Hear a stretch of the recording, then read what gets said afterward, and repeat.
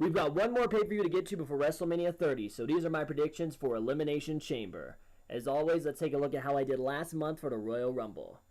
2-3 is the record I got for the first event of the year, missing the tag team title match that saw the New Age Outlaws defeat Cody, Rhodes, and Goldust, Bray Wyatt besting Daniel Bryan, and my Rumble prediction, which was Bryan, not even competing in the match. That brings my year-to-date record to 46-25, so let's see if I can pick it up going into these last two shows.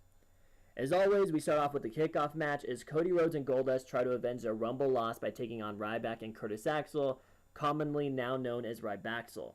Now, I know I wasn't expecting the Brotherhood to lose the tag team championships to the New Age Outlaws last month, but it seemed to be what was needed if we're going to get the much-rumored brother versus brother match at WrestleMania 30.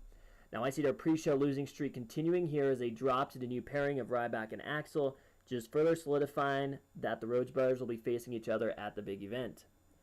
Now on to the main show, where we start off with a singles match between the former primetime players as Titus ONeil battles Darren Young.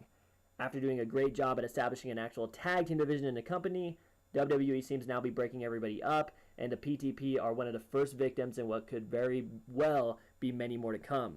This bout is definitely a huge opportunity for both ONeil and D Young, as I believe this is their first singles match that either has had on pay-per-view. I can see the winner of this match having an elevation to their career, while the loser will probably drop down to being a regular on shows like Main Event and Superstars. That being said, I've got to put my millions of dollars on Titus. In our first title match, we've got Jack Swagger challenging Big E for the prestigious Intercontinental Championship. Now, there's definitely been some renewed focus on the IC title after the recent World Title Unification match, so it is great because the championship is definitely a favorite among many and should be defended more regularly. It's hard to imagine that 1 year ago, Swagger was actually in the Elimination Chamber match itself and even walked away with a victory. He went on to headline WrestleMania 29. On the other side of the ring, though, we've got Big E, who seems to slowly be gaining crowd support after recently becoming a solo act. I can see WrestleMania matches set up for both of these guys and believe that either can head into that show as the Intercontinental Champion, but I'm going to stick with Big E to continue his rising momentum and pick up the victory. The Tag Team Championships are defended next as the old new or new old champions, the New Age Outlaws, defend against the Usos. It's hard to believe that Jimmy and Jay have actually been in WWE for close to 4 years now and have yet to even capture the tag team titles. Now, while most of their tenure has been filled with matches on Superstars and NXT, they seem to just now be getting to the top of the division and have proven that they are ready to carry the belts that they have been chasing for so long. Now, will their big victory come this Sunday? I don't think so. To me, it's clear that the Usos are the future of the division, and I think it would be a lot more meaningful for their victory to come at WrestleMania 30, as we've seen happen with so many other great tag teams. But to get to that show, I'm expecting for some sort of screwjob ending to take place here that will allow Billy Gunn and Road Dogg to get the W and remain tag team champions for another few weeks.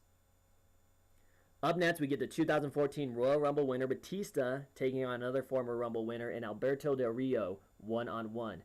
This will be the first singles match that Batista has been in since returning, so let's see if the animal really is ready for the bright spotlight that will be on him when he challenges for the WWE Championship at WrestleMania 30. After seemingly being blown up before the end of his Rumble victory, I know that I'm interested to see how well he does in this match, especially because it's against Del Rio, who still can't be too happy about the comments his opponent made before his return. Nevertheless, this is the easiest match on the card to predict, because really the returning Rumble-winning Batista is set for victory. Let's just hope that his road to WrestleMania picks up some much-needed momentum. Possibly more anticipated in the Chamber match itself, we are finally getting the much-teased six-man tag team match between the Wyatt family and The Shield. I was sure that this match was going to happen sooner rather than later, and I'm glad that it's actually getting the spotlight that it has received over the last couple of weeks. There is no doubt in my mind that these 6 young talents will do their best to steal the show, and I'm expecting a great story to be told throughout the contest. It's no secret that WWE is starting to groom Roman Reigns to be the breakout star of The Shield, and I think this match will be the final nail in the coffin in the great run that the trio of The Shield has had. That being said, the Wyatt family should walk away with the victory here, but I think we'll all be winners by the time the final bell rings. And finally, we're left with the Elimination Chamber match itself as Sheamus, Christian, John Cena, Cesaro, and Daniel Bryan go for the WWE Championship against Randy Orton.